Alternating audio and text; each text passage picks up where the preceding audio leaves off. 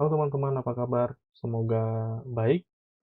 Kita akan lanjutkan pembelajaran kita masih terkait dengan pointer.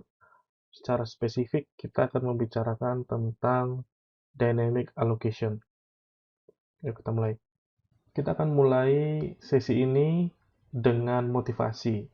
Jadi, kenapa kita perlu belajar yang namanya dynamic allocation? Nah, seperti Anda sudah pelajari sebelumnya, bahwa kadang kita perlu untuk menyimpan multiple values atau sekumpulan nilai, ya. Biasanya sekumpulan nilai ini kita achieve dengan menggunakan array. Jadi array dengan ukuran tertentu, lalu kita simpan nilai-nilai yang kita inginkan ke dalamnya. Nah, kekurangan dari array adalah bentuknya fix atau panjangnya fix, size-nya fix, tidak bisa diubah-ubah. Jadi ketika program dieksekusi dan ketika program sedang berjalan, kita tidak bisa memodifikasi ukuran dari array. Memodifikasi bisa memperkecil atau memperbesar karena array sifatnya fix, ya, tidak fleksibel untuk persoalan ukuran. Nah, solusi yang bisa kita lakukan adalah dengan menggunakan pointer. Pointer ini akan kita definisikan ukurannya. Jadi ukuran dari pointer akan kita definisikan berapa bytes. Lalu bytes yang kita pesan itu bisa kita manfaatkan untuk menyimpan multiple values atau menyimpan collection of values layaknya array. Bedanya adalah dengan menggunakan pointer kita bisa memodifikasi ukuran dari space yang kita pesan. Bisa diperkecil, bisa diperbesar. Dengan demikian, program kita akan lebih efisien. Kenapa? Karena ukuran dari space data yang kita pakai, space memori yang kita pakai, itu menyesuaikan dengan kebutuhan. Kita akan flashback sedikit tentang array. Jadi di sini ditampilkan sebuah memory layout dari array. Ya, kita punya sebuah array di sini. Array-nya namanya ARR, tipenya adalah short, dan ukurannya adalah 3. Untuk elemen pertama atau indeks ke 0 kita isi dengan nilai 7, untuk elemen berikutnya kita beri nilai 4, dan elemen terakhir kita isi dengan nilai 8. Space yang dibutuhkan untuk array ini adalah sebesar 6 bytes. Kenapa 6 bytes? Karena jumlah elemen yang kita butuhkan adalah 3, sementara ukuran dari tipe data short adalah 2 bytes. Maka jumlahnya adalah 6 bytes. Jadi untuk array ini, array ARR yang bertipe short, itu dibutuhkan space sebesar 6 bytes. Untuk alamat dari array, ya, alamat dari array, indeks ke 0 atau elemen pertama itu berada pada 01. Indeks berikutnya atau elemen berikutnya ada di 03 dan yang terakhir ada di 05. Oke, jadi kita flashback sedikit ini, mudah-mudahan Anda masih ingat. Kita lanjut. Kita akan membicarakan definisi dari dynamic allocation. Dynamic allocation adalah pengalokasian memory space secara dinamis pada saat program dieksekusi atau pada saat runtime. Konsep ini adalah kebalikan dari static allocation. Pada contoh sebelumnya, kita sudah membicarakan bahwa space yang dipesan oleh array itu tidak berubah sampai program berakhir.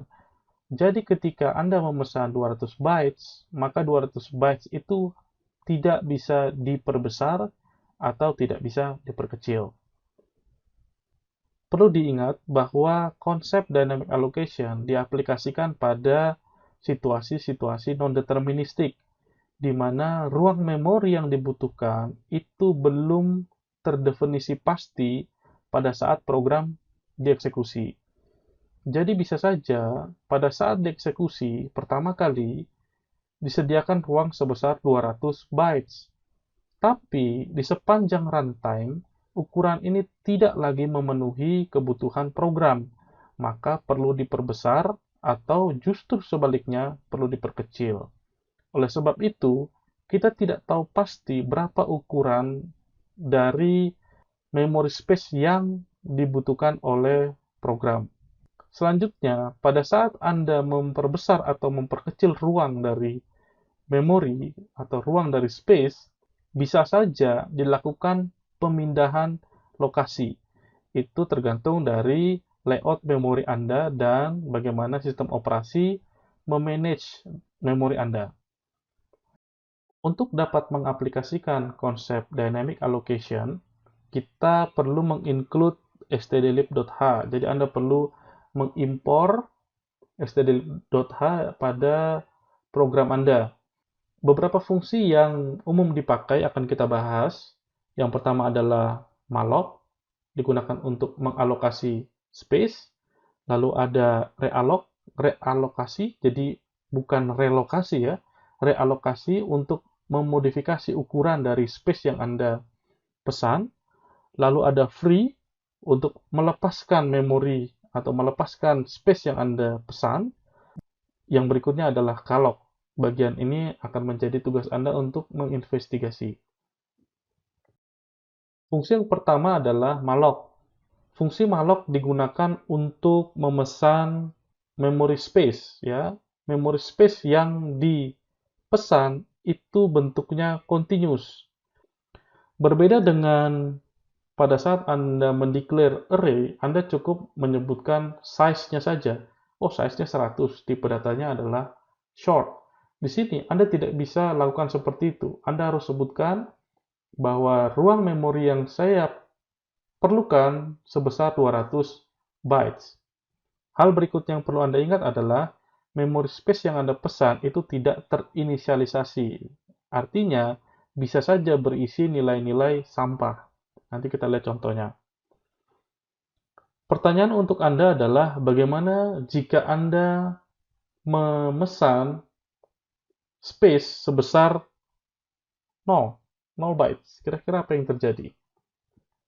Itu bagian Anda. Kita lanjut. Pada contoh kali ini kita akan tunjukkan perbedaan dari static allocation, perwujudannya adalah array, dan dynamic allocation dengan pointer. Di sini kita akan meng-create sebuah array dengan tipe short dan jumlah elemennya adalah 5. Lalu kita juga akan mengalokasikan memory space yang mampu untuk menampung 5 buah nilai short. Untuk array, caranya simpel sekali, kita sudah pelajari ya. Cuman seperti ini saja. Untuk dynamic allocation, Anda perlu menggunakan fungsi malloc. Nah, untuk fungsi malloc, dia memerlukan berapa bytes yang Anda butuhkan. Supaya dia dynamic, kita gunakan perhitungan seperti ini. N adalah jumlah elemen yang mau kita simpan, jumlah nilai yang mau kita simpan, dikalikan dengan ukuran dari tipe data. Ukuran dari tipe data short adalah 2, maka ini sama dengan 5 dikali 2 bytes. Dengan demikian, 10 bytes sudah dipesan untuk PIRR. Jadi kita bisa mengakses 10 bytes memory space melalui PIRR. Nah, pada bagian ini kita coba mengisi nilai dari array dan space yang kita sudah alokasikan secara dynamic. Untuk array, caranya sederhana sekali ya. Kita akses aja melalui indeksnya, lalu kita isi dengan nilai berapa yang mau kita masukkan. Di sini elemen pertama diisi nilai 1, elemen kedua diisi nilai 2, dan seterusnya. Untuk ruang memori yang kita pesan dengan menggunakan dynamic allocation, cara mengaksesnya kita gunakan pointer arithmetic. Ya. Lalu kita isi dengan nilai. Nah, kalau pengisian nilainya sama saja. Yang berbeda adalah pada saat mengaksesnya. Ya. Cara mengaksesnya menggunakan pointer arithmetic. Berikutnya di sini kita print. Apa sih isinya? Ya. Jadi indeks ini menuju ke sini, ya, ngeprintnya. Kemudian ini plusnya. Kemudian di sini kita print nilainya. Ya. Di sini kita print nilainya juga untuk dynamic allocated space. Caranya menggunakan pointer arithmetic, jangan lupa. Nah, kalau diperhatikan outputnya itu sama persis, ya sama persis karena kita mengisi dengan nilai yang sama dan kita print, tentu nilainya harusnya sama juga. Yang berbeda di sini adalah cara mengakses nilainya. Perlu diingat bahwa untuk dynamic space Anda menggunakan pointer arithmetic, ya. Sip. Fungsi kedua yang akan kita bicarakan adalah realloc. Realloc digunakan untuk memodifikasi ukuran dari ruang yang Anda sudah pesan. Jadi misalnya Anda memesan 10 bytes, lalu Anda memodifikasi jadi 100, bisa. Anda mau memodifikasi jadi 6, bisa. Jadi konteksnya di sini adalah memodifikasi ukuran dari ruang yang Anda pesan. Hal yang perlu diingat adalah pada saat Anda memodifikasi ukuran dari ruang, maka nilai sebelumnya akan dipertahankan. Pada contoh yang sebelumnya, Anda masih ingat bahwa kita memesan sebanyak 10 bytes. Maka ketika Anda perbesar jadi 100 bytes, maka 10 bytes pertama itu akan tetap nilainya. Sisanya, 90 bytes berikutnya itu berisi nilai garbage, kecuali Anda inisialisasi.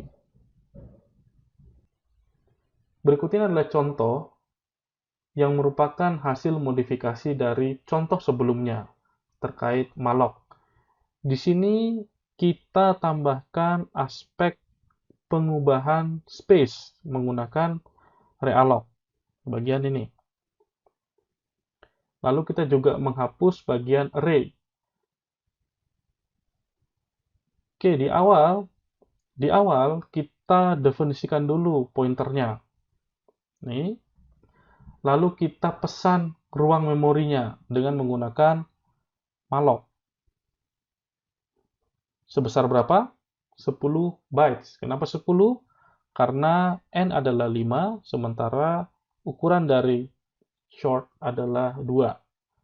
Selanjutnya, kita isi nilainya di sini. Ini masih seperti yang tadi. Berikutnya, kita coba print isinya. Ini masih seperti yang tadi. Outputnya adalah yang ini. Berikutnya adalah kita melakukan realloc atau kita modifikasi ukuran dari memory space yang kita pesan sebelumnya. Ingat, sebelumnya kita memesan sebesar 10 bytes.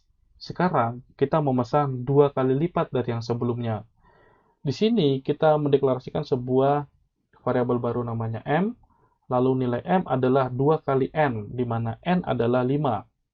Maka m berukuran 10. Lalu, pada saat Anda merealokasi, konsepnya sama dengan pada saat Anda melakukan alokasi, di mana ukuran baru adalah 10 dikali ukuran dari short. Ukuran dari short adalah 2. Maka ukuran baru yang Anda minta adalah 20 bytes. Jadi di sini 20 bytes. Jadi kita memperbesar. Berikutnya, kita langsung cetak. Apa sih isinya? Nah, di sini hasilnya adalah yang di bawah. Nah, bagian yang di bawah. Di sini terlihat bahwa 5 elemen pertama itu masih sama dengan yang sebelumnya. Tapi 5 elemen berikutnya itu ada nilai-nilai sampah yang tidak pernah kita set. Jadi di sini Anda harus hati-hati pada saat Anda alokasikan memori space, Anda harus set nilainya. Kalau tidak, ya ini ada nilai-nilai sampah, ya. 168, 00, 25968, which is kita tidak pernah isi. Fungsi terakhir yang akan kita bicarakan pada sesi ini adalah free. Seperti namanya, free digunakan untuk melepaskan atau mendealokasi ruang memori yang sudah pernah kita alokasikan. Jadi di sini kita alokasikan space, lalu kita realokasikan space, kita ubah ukurannya, kemudian di akhir harus di free, harus di release space-nya. Dengan demikian, memori space yang sudah kita rilis bisa dipakai oleh program lain. Sesi ini akan kita tutup dengan tugas bagi Anda. Tugas Anda adalah untuk mempelajari secara mandiri fungsi kalok. Fungsi kalok adalah fungsi yang pada dasarnya memiliki konsep yang sama dengan malloc. Cuman ada bedanya. Tugas Anda adalah untuk mencari tahu apa bedanya dan bagaimana memakainya. Itu saja untuk sesi kali ini. Terima kasih.